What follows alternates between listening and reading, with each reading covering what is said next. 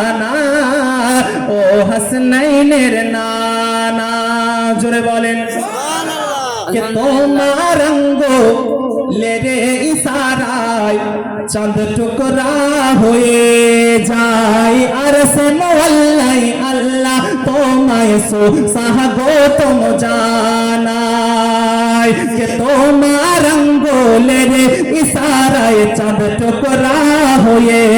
যায় আর সে মোল্লাই আল্লাহ তোমায় সুসাহগতম জানায় আরে কেউ পাহাড়ে